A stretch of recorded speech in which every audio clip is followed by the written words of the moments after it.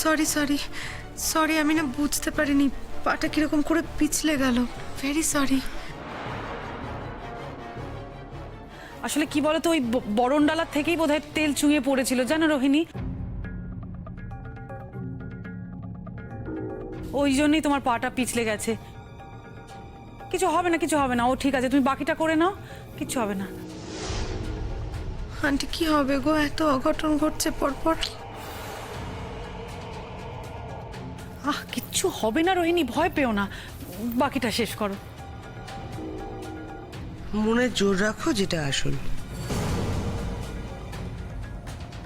Aunty আমার কেন জানি না মনে একটা কু ডাকছে, পরপর পরপর এতগুলো অঘটন ঘটে গেল তো। একটা কথা বলবো আন্টি, কিছু যদি মনে না করো। তুমি আর কোনো শুভ কাজ শবনমকে দিয়ে করিও না প্লিজ। দেখছোই তো কি হচ্ছে।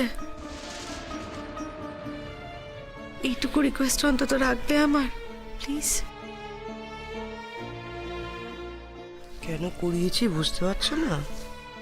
আমার ছেলের দিকে হাত বাড়ানোর পরিণতি কি হতে পারে সেটা মরমে মরমে বুঝুক। আচ্ছা, এটাই তো শেষ। এরপরে তো যেমন কাজের লোক ছিল তেমনই কাজ করে যাবে, তাই না? বোঝার চেষ্টা করো। চলো চলো চলো, পা ডোবো।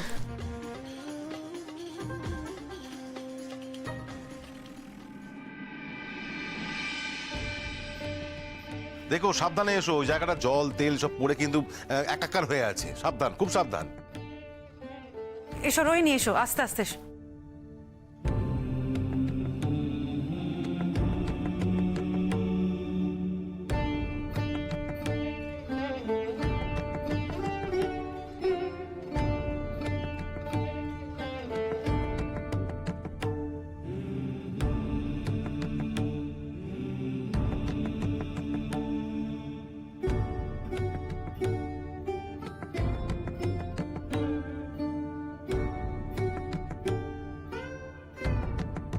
এই শবনম, ওই জায়গাটা ভালো করে মুছে নাও তো। ওর না জ্বর হয়েছে, ও কেন এসব জল টল ঘাটবে? আমি পারবো, দিচ্ছি। না, কোনো প্রয়োজন নেই।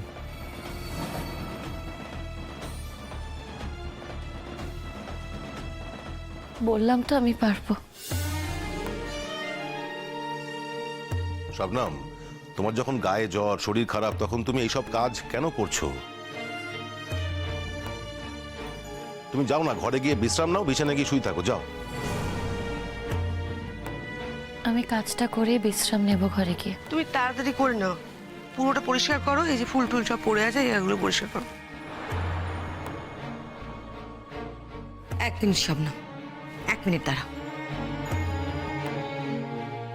এই, তোমরা এখানে দাঁড়িয়ে দাঁড়িয়ে কি দেখছো? হ্যাঁ, দুদিনের জন্য বিয়ে বাড়িতে কাজই তো করতে এসছো, হাতে হাত নিয়ে দাঁড়িয়ে আছো। দেখছো এখানে এত জল পড়ে রয়েছে, সেগুলো মুছতে হবে না সেগুলো? হ্যাঁ, দাঁড়িয়ে আছো যে, যাও। এইটুকু তো কাজ ও ঠিক করতে পারবে।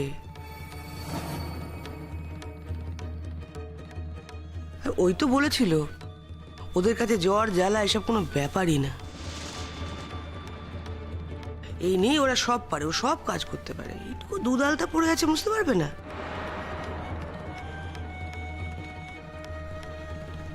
শবনম, পারবে না? হ্যাঁ, অবশ্য যদি খুব শরীর খারাপ হয় তাহলে। পারবো আন্টি, তুমি ঠিকই বলেছ, এইটুকু কাজ আমি করতে পারবো।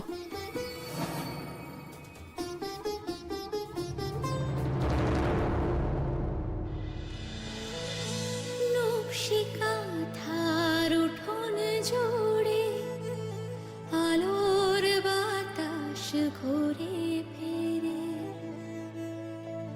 বাঁশির ডাকে পথের বাঁকে গল্প বলা ভোর ছাতিম ফুলের সুবাস দোলে নকশিকা ধার মাঠ পেরোলে বলছি কি আমার না একটু টায়ার্ডই লাগছে, আর কি কিছু রিচুয়াল বাকি আছে আন্টি?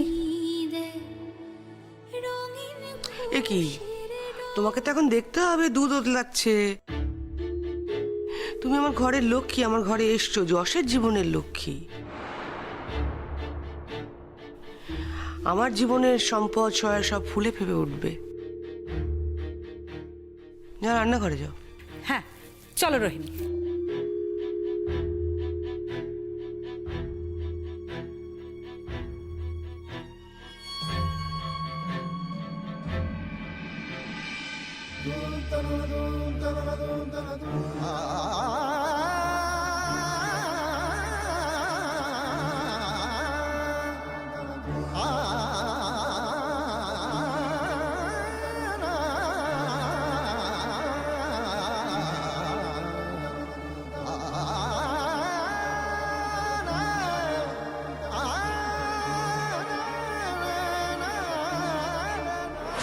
আহ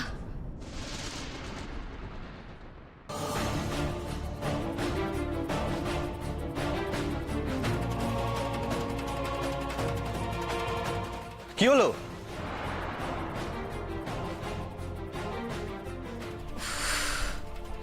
কি আশ্চর্য, তোমার কি কোনো কিছুরই ঠিক থাকবে না শবনম, বলো তো? কাজকর্ম একটু ঠিক করে করবে তো? তোমার এই নোংরা হাতটা শাড়িটাতে লাগলে শাড়িটা খারাপ হয়ে যাবে না? আমার বিয়ের শাড়ি বলে কথা। তোর শাড়িটা গেছে আর ওর কিন্তু মাথায় লেগেছে। একটু সেন্সিবলি কথাটা বল। আরে কি অদ্ভুত কথা, আমি কি ইচ্ছে করে ওকে ধাক্কা মেরে ঠেলে ফেলে দিয়েছি নাকি? না, তুই ওকে ঠেলে ফেলে দিসনি, কিন্তু ঘটনাটা তো ঘটেছে। এবার তো শাড়িটা বড় হলো না ওর ব্যথা পাওয়াটা বড় হলো?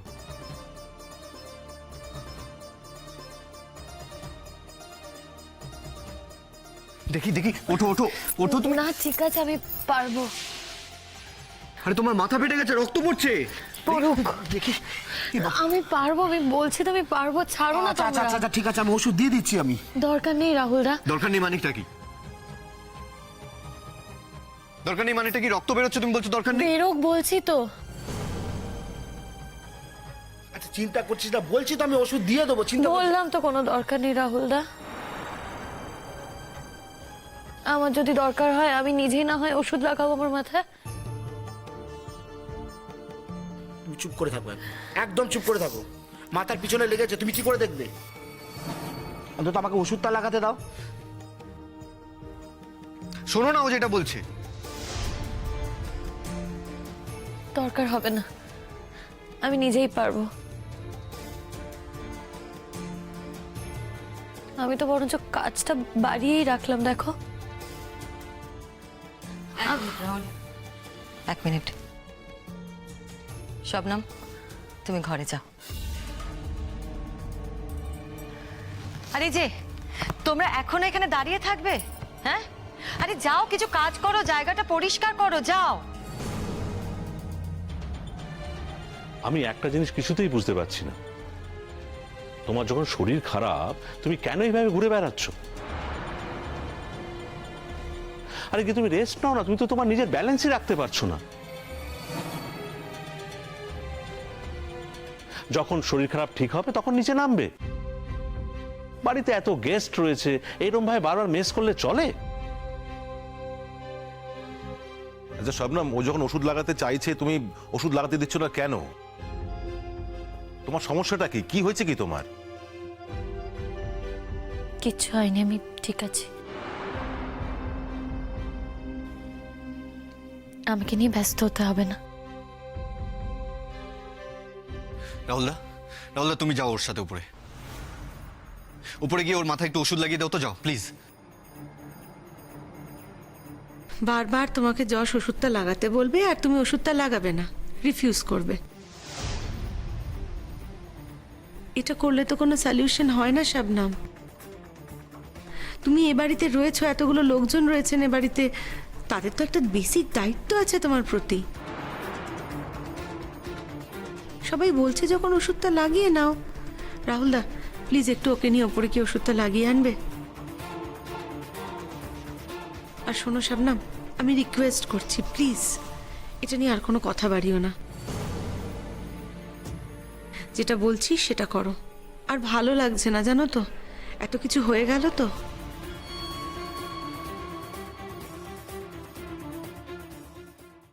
নতুন বউ হিসেবে এ বাড়িতে প্রথম ঢুকলাম। এ বাড়িতে এত আত্মীয় পরিজন আরো আসবেন, তারা তো চাইবেন আমার সাথে কথা বলতে, চাইবেন তো বলো? এখন যদি তুমি পুরো অ্যাটেনশনটা নিজের দিকে নিয়ে রাখতে চাও, সেটা তো হয় না, না? সেটা তো কখনোই হয় না। তাহলে তো গোটা বিয়ে বাড়ির আনন্দটাই কেউ উপভোগ করতে পারবে না। বলো, ওপরে যাও। রোহিণীদি, আমি কারো অ্যাটেনশন নিতে চাইনি গো। ঠিক আছে, বলো আমাকে কি করতে হবে, আমি তাই করছি। আমি এটাই করতে বলছি যে তুমি ওপরে যাও। তুমি ওপরে যাও, রাহুলদাকে সঙ্গে নিয়ে যাও, কি ওষুধটা লাগাও। আর শোনো, পুরোপুরি সুস্থ হবে যখন, তখন নিচে এসো। এখানে তো তোমার এমনিতেও কোনো দরকার নেই, তাই না? আচ্ছা ঠিক আছে রাহুলদা, তোমার যদি মনে হয় যে আমার মাথায় ওষুধ লাগানো দরকার আছে, তুমি এসো আমার সাথে। আমি যাচ্ছি। না,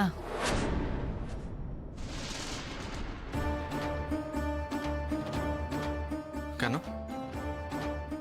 কেন? রাহুলদা ডক্টর আর আমি ডক্টর নই। পেশেন্ট হিসেবে আমারও তো একটা চয়েস থাকতে পারে। আমার চয়েস এখন রাহুলদা। রাহুলদা, তুমি এসো আমার সঙ্গে।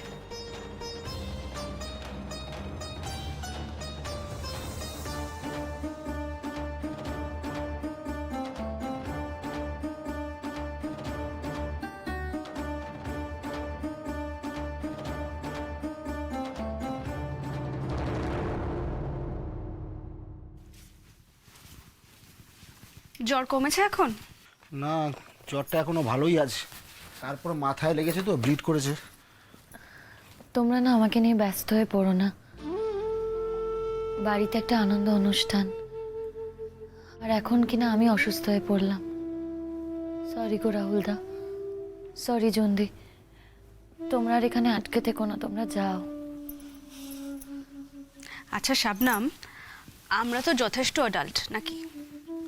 আমরা তো জানি কখন কি করতে হবে। সব তোমাকে শিখিয়ে দিতে হবে কেন? তোমাকে শিখিয়ে দেওয়ার স্পর্ধা আমার নেই জন্দি। আমি শুধু বললাম যে আমার খারাপ লাগছে। আচ্ছা আচ্ছা ঠিক আছে, তুমি এবার একটু বিশ্রাম নিয়ে নাও, কেমন? ঘুমানোর চেষ্টা করো। বাড়িতে নতুন বউ এসেছে, কত আত্মীয় স্বজনও তো এসেছে, আর তোমরা কিনা একটা অসুস্থ রোগীকে নিয়ে ব্যস্ত হয়ে পড়েছো। আমি তখন ঘুমিয়ে পড়বো, তোমরা এখানে থেকে কি করবে বলো? রাহুলদা, তোমাকে অলরেডি ওরা দুবার ডেকে গেছে, তোমরা যাও না গো এখন। আরে বাবা ঠিক আছে, তুমি এত ব্যস্ত হচ্ছ কেন? ঠিক আছে গো, আমি এই তো ওষুধ দিলে, ব্যান্ডেজ করে দিলে জ্বর কমে যাবে, যাও তোমরা। আমাকে একটা কথা বলো তো শাবনাম, তুমি তো জানতে তোমার জ্বর এসছে, তা ওষুধটা খাওনি কেন? কেন এভাবে কষ্ট দিচ্ছ নিজেকে বলো তো?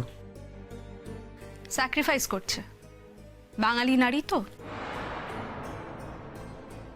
স্যাক্রিফাইস নয়, আমি সত্যি জ্বর হলে দুমদাম করে ওষুধ খাই না। জ্বর হয় এমনি, আবার ঠিক হয়ে যায়। কিন্তু সারছে না যখন, তখন তো ওষুধটা খেতে হতো। আচ্ছা শবনম, তুমি আমাকে বলো তো, কাল ওরকম একটা কাণ্ড তুমি কেন ঘটালে? আমার এই কথাটা জানা খুব দরকার। তুমি কি জেনে শুনে ওরকম করছিলে? যদি বারবার এই কথাটা মনে করিয়ে আমাকে আর লজ্জা দিও না গো। দেখো, ওসব আমি কোনোদিনও আগে দেখিনি আর জানতামও না। আমি কাউকে দোষ দিচ্ছি না অনুষ্ঠান বাড়িতে, কিন্তু আমি যেটা করেছি আমি আমি খুবই অন্যায় করেছি। আমাকে তোমরা এই কথাটা মনে করি আর লজ্জা দিও না। আমি এমনি নিজে মরমে মরে আছি। আমি তো সত্যি অন্যায় করেছি। এতগুলো লোকের সামনে আমি জজদাকে ছোট করেছি, আমি রোহিণীদিকে ছোট করেছি। জজদা আমাকে আশ্রয় দিয়েছে, আর তারপরেও কিনা আমি জজদাকে সবার সামনে ছোট করলাম। আমি অকৃতজ্ঞ, আমি সত্যি অকৃতজ্ঞ। জজদা যে আমাকে সবার সামনে মেরেছে ঠিকই করেছে, একদম ঠিক করেছে। আমার এটাই পাওয়া উচিত ছিল। শবনম, ওখানে কে ছিল? আমাকে নামটা বলো তো। দেখো, আমি বুঝতে পারছি যে তোমাকে কেউ ড্রিঙ্ক করতে বাধ্য করেছিল। হয়তো তুমি শরবত ভেবে জিনিসটা খেয়ে ফেলেছিলে। ওখানে কে ছিল আমাকে নামটা বলো। স্বপ্নদীপ ছিল না অন্য কেউ? থাক না জন্দি, দেখো আমি তো বলছি আমি কাউকে দোষ দিতে চাই না। আমাকে দিল আর আমি খেয়ে নিলাম। আমার তো এটুকু সেন্স রাখা উচিত ছিল। বলো বলো না কে দিয়েছিল। আমি বলবো না, আমি তো বললাম। দেখো আমি চাই না আমার জন্য কোনো অশান্তি হোক, আমার জন্য কোনো অশান্তি বাড়ুক। আমারই দোষ, কিন্তু এরপর থেকে আর হবে না। এরপর থেকে আমি বুদ্ধি করেই চলবো। আমি কারোর ওপর দোষ দিয়ে নিজের দোষটাকে লঘু করতে চাই না। রাহুলদা, রাহুলদা, হ্যাঁ কি ব্যাপার বল। তোমাকে রোহিণী নিচে ডাকছে। বাবা, রোহিণী যে রাহুলকে এতটা চোখে হারায় সেটা তো জানতাম না। দিদিভাই, এখানে চোখে হারানোর কিছু নেই। নিশ্চয়ই প্রয়োজনে দরকার পড়েছে রাহুলদা, তাই ডাকছে ওকে। রোহিণী কি জানে না যে রাহুলের এখানে প্রয়োজন আছে? এখানে তো আর কিছু কাজ নেই। হ্যাঁ, শবনম পড়ে গিয়ে ওর মাথা ফেটে গেছে, আমি তো দেখতেই পাচ্ছি যে ওর মাথায় ব্যান্ডেজ করা রয়েছে। যদি স্টিচের প্রয়োজন হতো তাহলে হসপিটালে নিয়ে যেতে হতো। ব্যান্ডেজ করে দেওয়ার পর আর পাহারা দেওয়ার তো এখানে রাহুলদা কিছু নেই। প্লিজ তুমি যাও, তুমি যাও, এখন যাও। রোহিণী দি তোমায় ডাকছে, তুমি যাও না প্লিজ। কেন, কিছু দরকার আছে? হ্যাঁ রাহুলদা, দরকার আছে বলেই রোহিণী তোমাকে এতবার ডাকছে। এর আগেও কিন্তু 2-3 বার তোমাকে ডেকে পাঠিয়েছে, তুমি যাওনি। বাধ্য হয়ে আমাকে পাঠালো তোমাকে ডাকতে। এমনি এমনি তো ডাকেনি তোমাকে, বারবার একই কথা বলছি। নিশ্চয়ই ইমার্জেন্সি কোনো প্রয়োজন আছে তাই ডাকছে। তোমাকে কি গল্প করার জন্য ডাকবে? শবনম, আমি আসছি, একটু পরে আবার আসছি। আসার আর দরকার নেই, আমি ঘুমিয়ে পড়বো।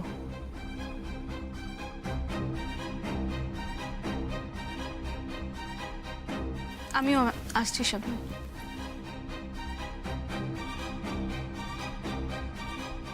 ভাই, যা হয়েছে সেটা না হলেই পারত।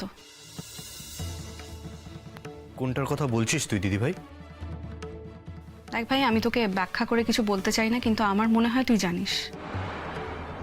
সকলের সামনে যে তুই কালকে শবনমকে মেরেছিস সেটা তুই ঠিক কাজ করিসনি। দেখ, ও তোর কাছে আশ্রয় চেয়েছিল, আশ্রয় ভিক্ষে করেছিল, কিন্তু ও নিজের থেকে আমাদের বাড়িতে থাকতে চায়নি। ও একটা ক্রাইসিসে পড়ে তোকে ডেকে পাঠিয়েছিল। ইনফ্যাক্ট ও ডেকে পাঠায়নি, রঞ্জা পিসি ডেকে পাঠিয়েছিল। ও নিজের থেকে এই বাড়িতে থাকতে আসেনি, তুই ওকে আশ্রয় দিয়েছিস। আশ্রয় যখন দিয়েছিস তখন তার দামটাও দিতে পারতিস। সকলের সামনে তুই যে ওকে মেরেছিস, যে কাজটা করেছিস, সেটা আমার অন্তত ভালো লাগেনি। কিন্তু আমার মনে হয় আমি যে কাজটা করেছি সেটা জীবনের সব থেকে ঠিক কাজ আমি কাল করেছি।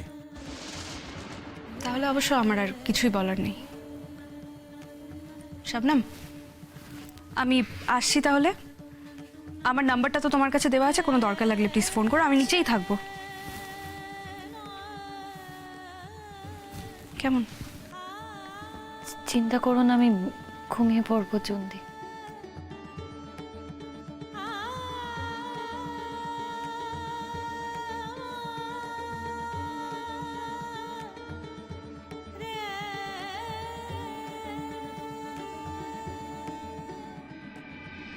রে রে